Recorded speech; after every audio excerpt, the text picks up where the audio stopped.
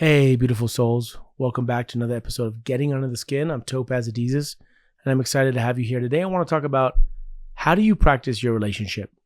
All right, what are you talking about, Topaz? How do you practice your relationship? What's your practice of exercise? What's your practice of meditation?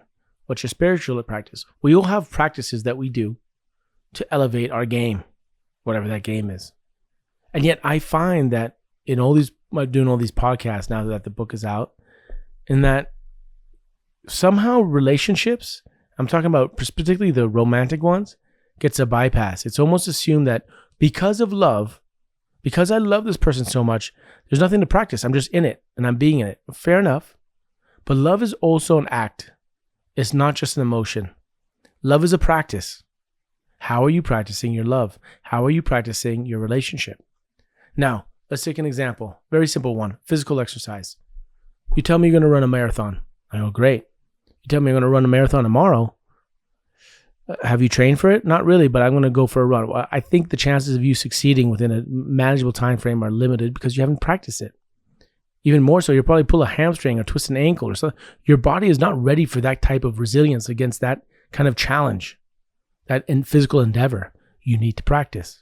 And many people do that, right? They're going to go for a marathon. They don't just run the marathon. When you're watching people run a marathon, you're not just seeing one day endeavor. You're seeing 6 months of training.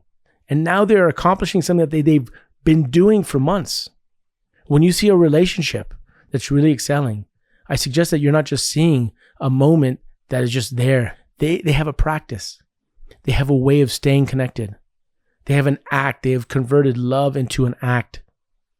How are you converting love into an act? We've heard in society, there's always this assumption that, well, a relationship is wonderful and great. We have a feeling and it just is.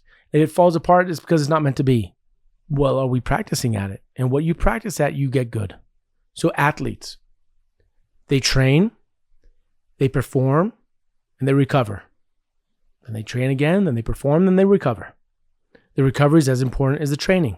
It's important as the performance. So that the performers can hit high levels, they need to train properly and they need to recover properly.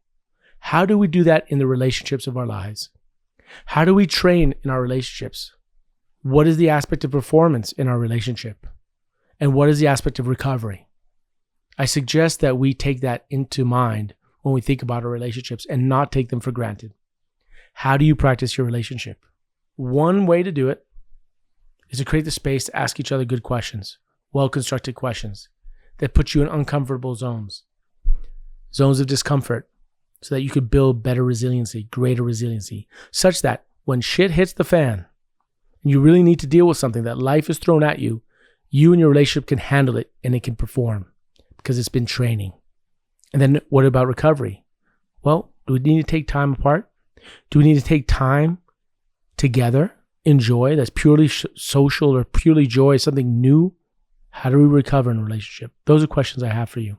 But fundamentally, the key point I want to ask you is, let's not take our relationships for granted by assuming that they just are. We have to practice at them and allow for the space of practice. So how do you train? How do you perform?